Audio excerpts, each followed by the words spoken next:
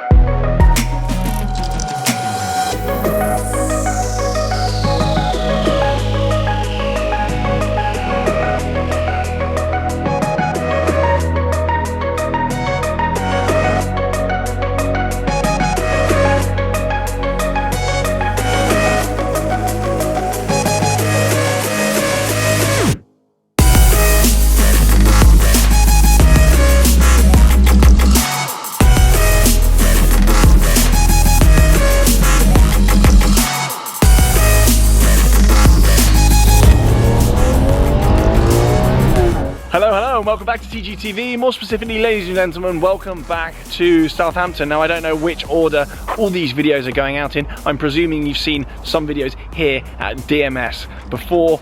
However, today I'm joined by this car. You may well have already seen this car lurking in previous videos I've done here at DMS. This has been filmed God knows when, in terms of when this now video is going out, I don't even know. Anyway, more importantly, there was a Murcielago Sv behind me. Not only that, but this is a very special Murcielago Sv. It is a right-hand drive UK car.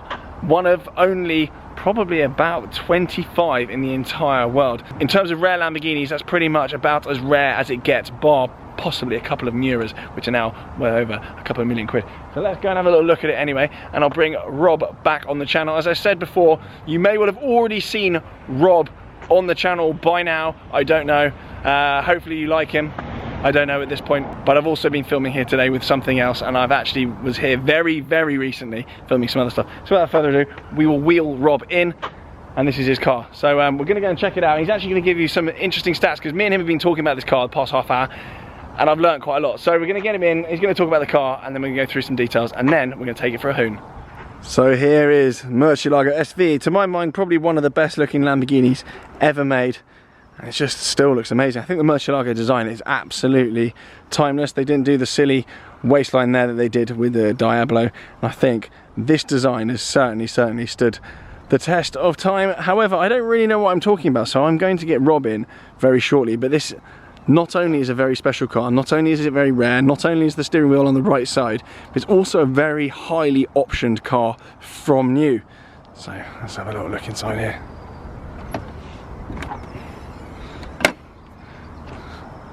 Door up there, absolute cash. Full carbon inside. Full carbon on absolutely everything, even on the sills on the way in there. Carbon bucket seats. And this car was from a time where Audi didn't actually get involved. So a lot of people think Audi were involved in the Murcielago Sv, but they actually weren't. Rob will tell you more about Murcielago Sv and exactly why this is very special and a very interesting part of Lamborghini history, because this is a true Lambo, possibly unlike some of the modern Lamborghinis, which are basically Audis, Aventador included. This is a proper Lamborghini.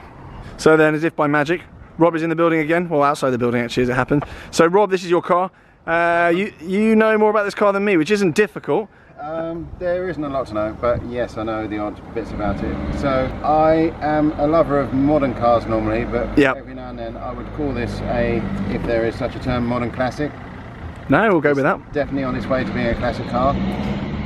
No plans to buy this previously, but to be honest, I knew how rare the right-hand drive SV was, and this car came up, particularly attractive price because of the mileage. It's actually 50,000 miles, which is probably the highest mileage right-hand drive SV for sure. I'm not sure about left-hand drive. There's quite a lot of high-mile left-hand drive SVs on the continent because they are good for long distance. Seeing as the gearing is second gear is good for 100 miles an hour, so it does have the legs for cruising. It's supposed to do over 200 miles an hour. I have not tried it. I value my life too much, to be honest. There's a lot of quirks about this car that I didn't know before buying it. I was too excited by the looks. I mean, look at the for me, the lines of the car, the fact that this is one straight line, and from the Diablo having the cut down to the mirror, which is back on the Aventador,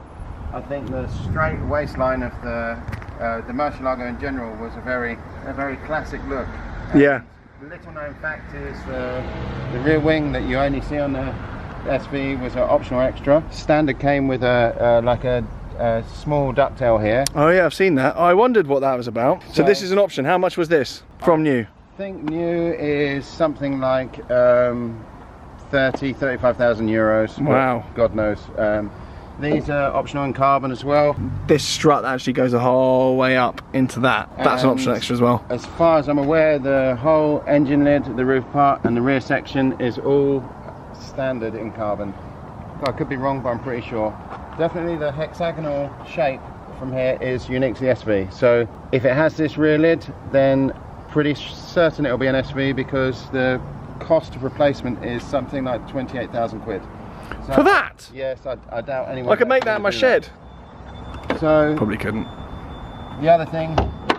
Here we go. Are you going to start ranting in a second about the engine? I am. Well, look at the carbon before you get angry. We've got carbon at the back. Wow. Here. It's carbon in the centre of the engine. Wow. It's a proper piece of kit. I can't stand that noise. So. It's quite annoying. Nearly as annoying as I am. That's cool. It's a big old boy, that.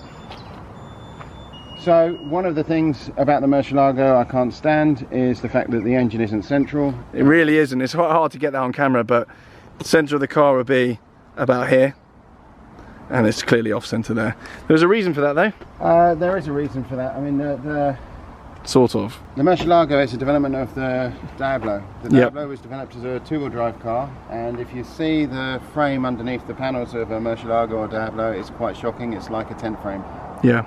It doesn't make you want to do 200 miles an hour. So when they came to make the cars four-wheel drive to keep up with technology, it was the thing everybody wanted. You have a transfer box and you have a prop shaft and everything, which with the height of the engine, if you see, to keep the centre of gravity low, everything's a little bit offset to be able to have the transfer of the power to the front axle. A few people on Murcielago in the 640 actually converted the cars to rear-wheel drive. I don't know why, because it's not set up for rear-wheel drive, and although people might say it's a bit more of a purist thing, I would rather have the drive as it's supposed to be. It robs about 30 horsepower from the actual power from the engine to the road to run the front wheels, but because it's quite an inefficient system, but it's worth it because the front understeers a little bit anyway, so having four-wheel drive actually gives the handling a bit more confidence. Yeah. So the car's it's not a particularly light car. The suspension is changed from a 640. You're still on 18-inch wheels with a 335, which I believe is the same size as the 640 has, and a 245 on the front. Ceramic brakes are standard on the SV, where they weren't standard on the 640. Were they not? They're not. It's very cheeky. You see a few 640s on steels. Yeah. And it wasn't a particularly expensive aftermarket fit from the factory. So if you had a 640 at the time with steels, you can convert to ceramics for, if I'm not wrong, about 10,000–12,000 quid. Might be a bit more now, but that was the price. It's not so bad. inside we've got and this is why people complain about the right-hand drive SV a bit, is these cars were designed to be left-hand drive. So if you look at the angle of the seat, yeah, and you can follow the line of the mat. The mat is actually glued to the floor, which annoyingly means you can't take it out and clean it. It's that's how it is. That's whoever decided useful. That. So your legs are pointing to the center, where the transmission tunnel from the four-wheel drive, the center tunnel is Ving into the front of the car. So it points your legs away from the accelerator and brake pedal. Yeah. So your leg is kinked over to be able to use the accelerator. Fine on 20 minutes, not fine on 2 hours. On a 640 it is less noticeable because the seats are very flat. Yeah. So if you're skew whiff in the seat, you don't really notice it. With this quite deep bucketing here, it really does point you over to the wrong way. On a left-hand drive car, your body is then pointed actually at the pedal, so it's the perfect position. Also the steering wheel is not centre of where the seat is, so the driving position is far from ideal. But it's a fun car. It's a V12. It's the last of what I would call the real Lamborghinis. This is a hand-built car. There's no real Audi influence as such in here. I'm not saying the Aventador isn't a better car. It's a better built car. If we go 20 years into the future, I would say this is a more collectible car. Definitely, 100 million %. That's my take on it. Now, I'm not saying this is the best car to drive in the world. It's certainly exciting. It certainly feels fast. There's a lot of drama. It would probably get. My M5 would, kill it in a straight line, but it's still not a slow car. It's particularly fast. It looks great. It's one of those cars, you drive it, you have a lot of fun, and then you don't really want to drive it for 2 weeks because you're backache and so on. But it is an event. The suspension is upgraded from the 640 and it's lower.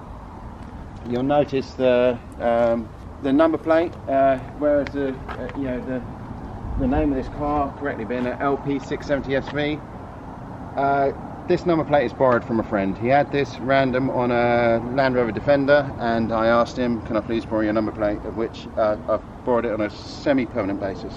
Hopefully he's not watching this. He'll be WhatsApping you shortly, asking for it back. That looks amazing. You can see on the screen, just like you can on the previous, on the other Murcielago models, the split of the rear-wheel drive to the front-wheel drive. We'll get in there now. It's supposed to be more biased to the rear on the SV. I think that's marketing speak, to be honest. It doesn't feel like it's particularly different. I've driven plenty of 640s. It does feel stiffer, more like, I would say, nearly the difference between driving a 997 Carrera S and a GT3. A GT3 like a normal non-RS spec. It feels a lot firmer, a lot more direct, and it doesn't feel like it's less four-wheel drive. So maybe we take a spin and see. Yeah, let's go and take it for a little spin, put some fuel in it, and we'll get some driving impressions. My first time in one of these, I'm excited. I've never even been in a normal Murcielago, so my Murcielago virginity has been taken by an SV, which is pretty bonkers, and probably the first and maybe the last time I'll ever go in a right-hand drive one. Super rare car. Right then, let's get in. In we go then, behind the wheel. So we've got this central screen here. It's all pretty kind of rudimental, but you're definitely right, this is a modern classic. I love this as well. Yeah, I mean, for the passenger, just to... And this is just so ridiculous. Lambo comedy. What on earth is that supposed to be? It's to hide how dated the aircon controls are. So. That's absolutely ridiculous, but it is cool. Modern stuff just isn't cool like this, I don't think. And the steering wheel as well. I mean, the Aventador is the seatbelt's the wrong way around like the Murcielago, or they're not. No, the Aventador, they fixed the seatbelt, so they're actually over my right shoulder. And you'll see this is the number of the car. Oh wow! About 350, and they did not make 350. They made about 180. Oh, okay. Yeah, no, the Aventador just had a plaque saying 1 of 600. No, this is actually, it's nice when it's actually numbered. Yeah, because then they can't scam you really. I have, just in case, I have my portable fire extinguisher. Perfect. We're not in a McLaren though. I have a fire blanket as well. I have both, like double, just, you know, you see all this. Amazing.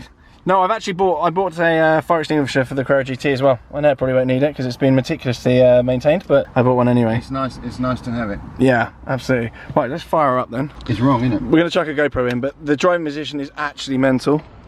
It's ridiculous. Right, get the key in there.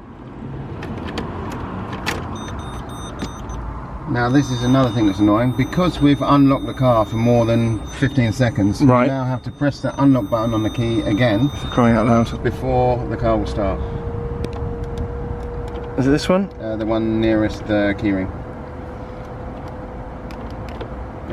Try starting. Is that it? I don't know, give it a try. That's the wrong way. Lots of beeping, are we okay? It's fine, that's just your handbrake with the... you've seen this handbrake before where you lift it up? My Aston's got that and you give it a little click and then you... Like absolute hell, always feels like you've done it wrong. It's cool though to have an old school handbrake in it. And I love the full carbon door. Yeah! My SV had... Oh, doors are a bit heavier. Very nice. I just going for the seatbelt. Obviously it's over here. Look, your sunglasses holder.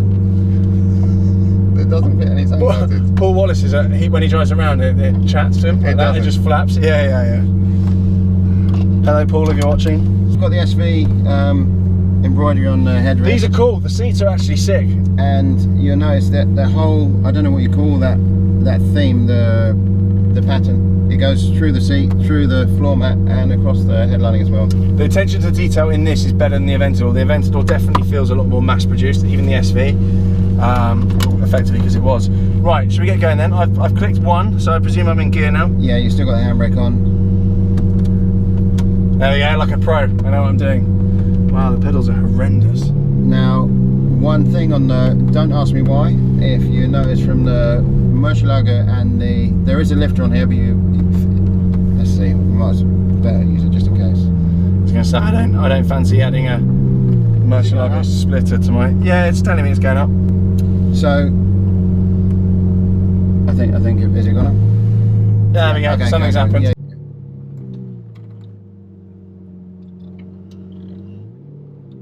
So one thing that you probably wouldn't notice on a test drive of one of these, and then would notice when you've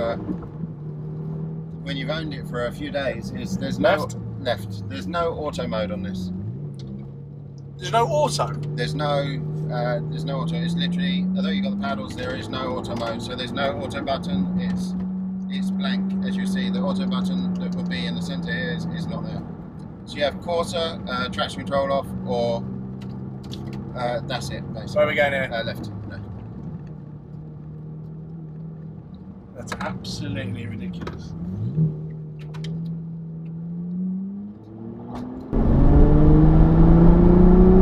Now you notice as well that the performance times look very, very impressive for are you enjoying it already? Oh, I'm enjoying it. This is great. Yeah. The performance times back for what this was out in 2009. This is a 2010 car, but they were out in 2009. Is you see the 0 to 60 and 0 to 100 looked particularly impressive, but right. Actually it's because 62 miles an hour is done in first gear, so there's no gear change, and 160 kilometers just over, so 100 miles an hour is in second gear. So the reason that the figures are so quick, hello? Sorry? Yeah, the reason why the figures are so quick is because there is only one gear change, and because it's a V12 and you see it revs over 8,000 RPM. Yeah. It can take it because of the torque, and it can reach the higher speed because of the revs. But when you're on the motorway and someone... Which way?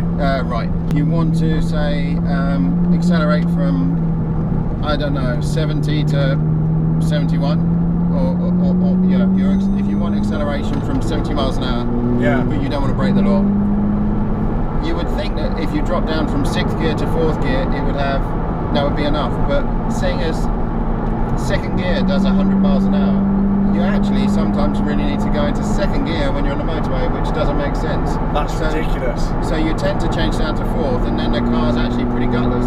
Yeah. So I'm in 5th now at whatever the speed limit is, 50, and there's nothing really. Nothing, yeah. So it makes a bit of there's a bit of sound, but there's no go. So you think it's a big 6.5 litre V12. It will have the torque to get you going at any revs. But one thing they changed, so they changed the inlet, the camshafts, and the SV engine revs a bit higher. Yeah. It needs revs to go. Like, it's a big engine, So it does need, it needs to have, you know, 6,000 RPM plus to be. You need to be in the right gear. You need to know what you're doing, otherwise you're driving like a billy, like I am now. Yeah. So if you, short shifting nonsense. If you keep the revs above 5,000–6,000, it's a particularly quick car. Yeah. If you're 4,000 or below, you're likely to get passed by a Golf diesel. it's that, and it is an event taking it out. Yeah, I mean, I very rarely, I've driven a few things and not as many things as you, but most of the time you get in the car and you think, yeah, it's going to be fast, I'm not really that bothered, not very excited about this, whatever, after a while. But this, I am genuinely a little bit like worried and concerned, and it's just exciting. The same as my SV, even though I had it for 18 months and it's a far tamer car than this, every time I got in here, I was like a little bit excited. I never felt 100% comfortable with it. Have I got anyone on my blind spot there, lad? Pass. No, you're fine. You go. Final answer? One more.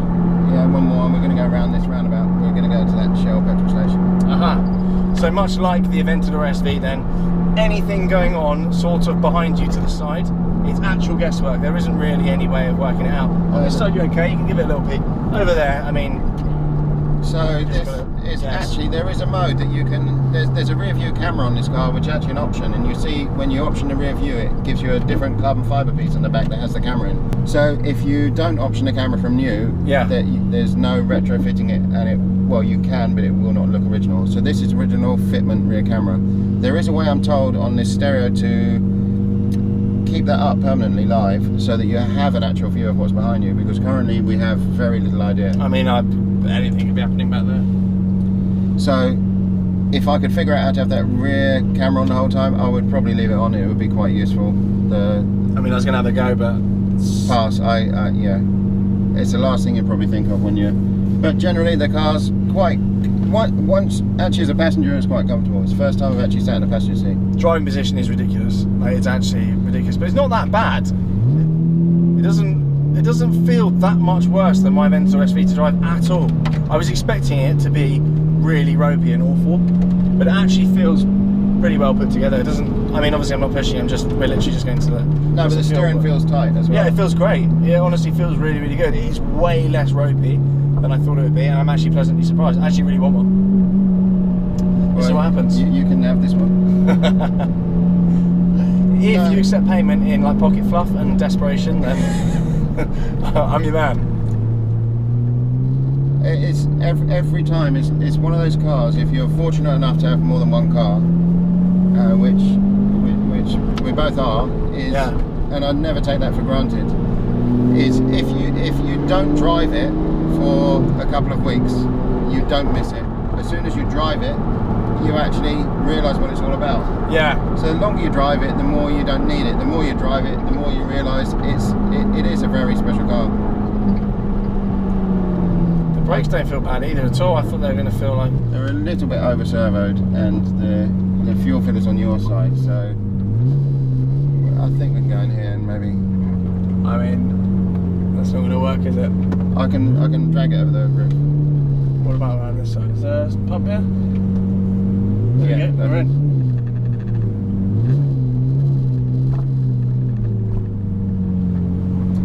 This will be interesting because we are just about empty, and to see how much it actually takes. It's a big tank. You're filling it up? Yep. Are you paying? Yep. Okay, fine then, we can fill it up. So if we do on my card, you're going to have to leave your details and come back another day. So we are 110 quid lighter and a full tank of fuel. 110 quid. That then is my Murcielago Sv first drive done. Car's locked up in one piece.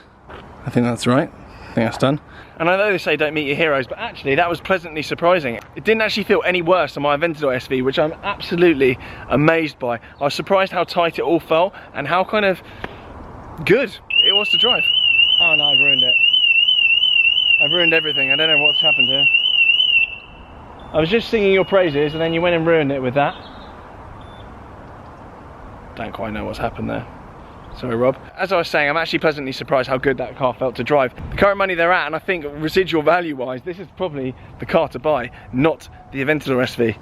Can't believe I'm saying that. Maybe I'm right, maybe I'm wrong. Who knows on this channel? Anyway, thank you very much for watching. Do subscribe, blah, blah, blah. And I'll leave DMS Automotive's details below. Rob here runs DMS.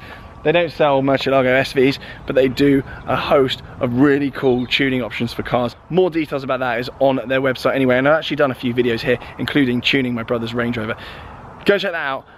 Thanks again for watching. Hope you're all keeping safe, and I'll see you soon. Bye.